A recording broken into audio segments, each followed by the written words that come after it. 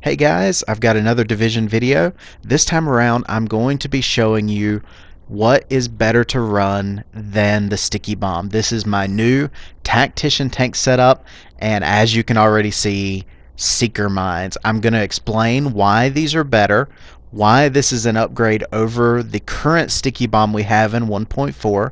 I'm going to explain the setup of this build, what I'm currently running, why I'm running it, the kind of stats that I'm getting, the skill points that I'm getting, how the numbers kind of shake out, and what this set can do for PvE and PvP.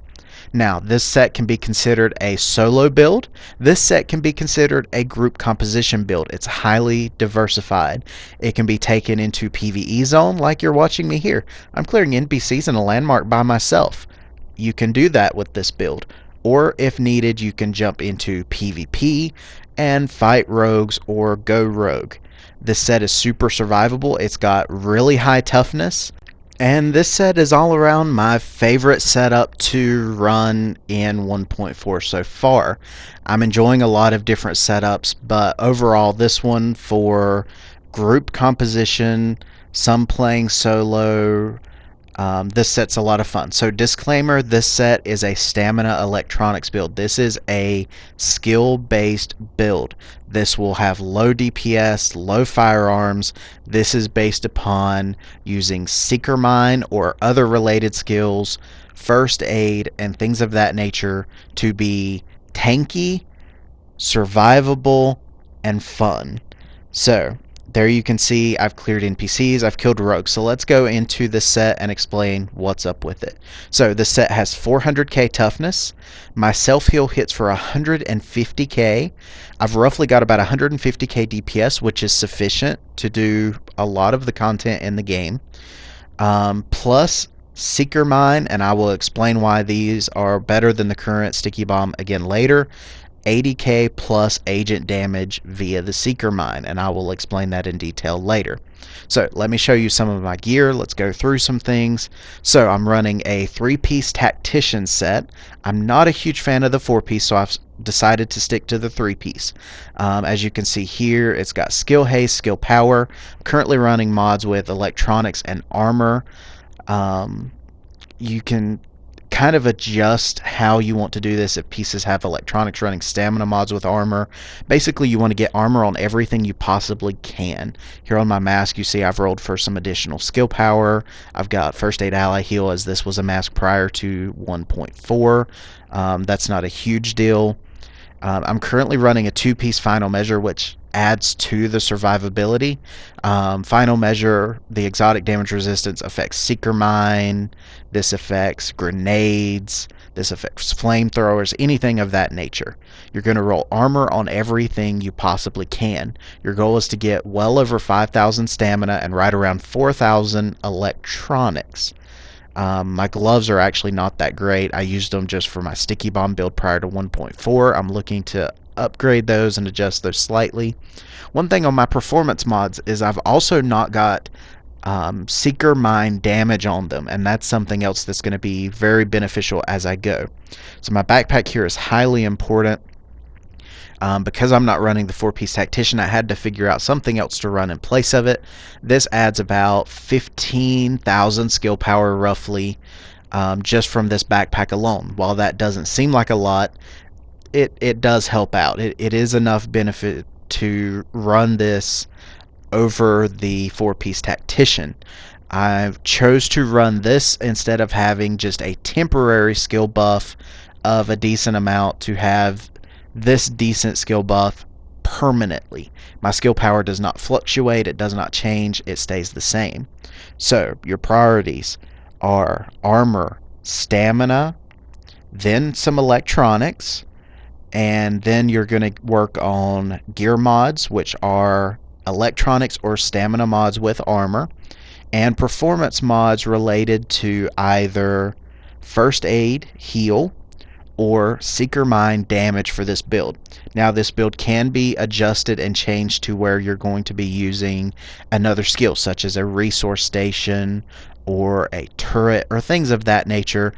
You can adjust your performance mods as needed for those situations.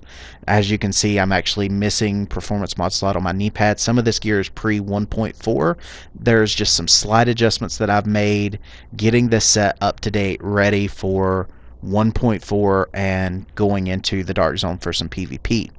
So to show you my skills that I've got, my first aid overdose is at 154k healing. Ally heal's a bit lower. You can use booster shot. They're both very capable of handling it. You can see my Seeker Mine damage is around 53,000. This is why Seeker Mine is currently better.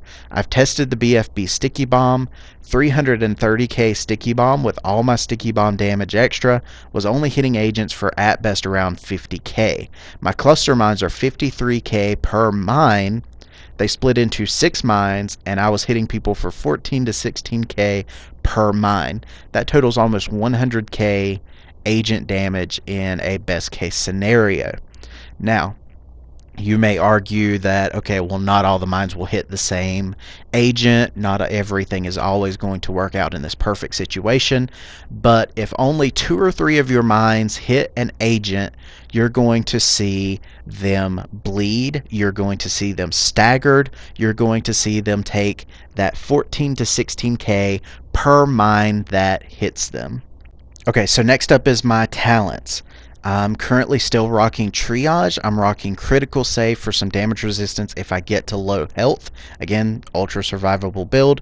On the Move, again, this is for survivability. Triage can be swapped out if you're running solo.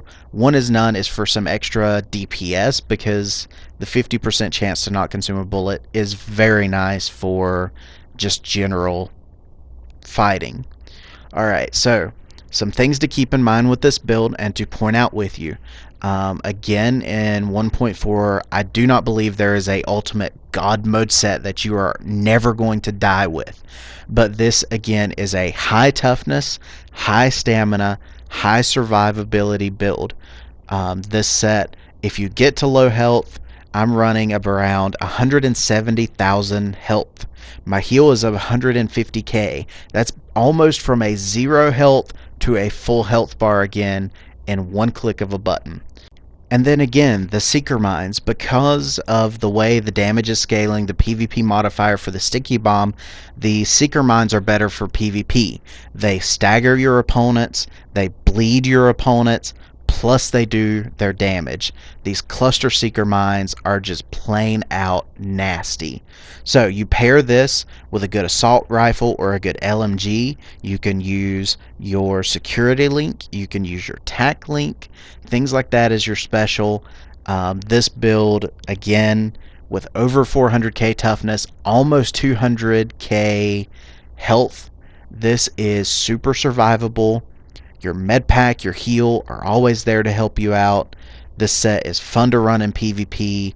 People are not used to the Seeker Mines. But one warning for the Seeker Mines. This is highly, highly important. I learned this well before 1.4, and I've been trying to remind people since Seeker Mines are becoming popular that if you set down Seeker Mines, they will chase NPCs. They will chase any enemy in the area. So, if you're having a good old standoff at an extraction, pointing guns at a bunch of neutral agents, and you drop your Seeker Mine, but there's an NPC nearby, your Seeker Mines will go chasing after that random NPC, not staying by your side. So, time the drop of your Seeker Mines well. You're going to need to pay attention to your surroundings. Also, if you drop them and they go after NPCs, be warned that a neutral agent can run and stay close to that NPC and get the splash damage or the damage from that Seeker Mine and turn you rogue as a result. So keep that in mind. Watch you dropping your mines. But overall, this build is very, very similar to the previous Sticky Bomb build. It is just a upgraded version and using Seeker Mine or a skill of your choice depending on if you're doing PvE or PvP. But this set is great. I highly recommend it.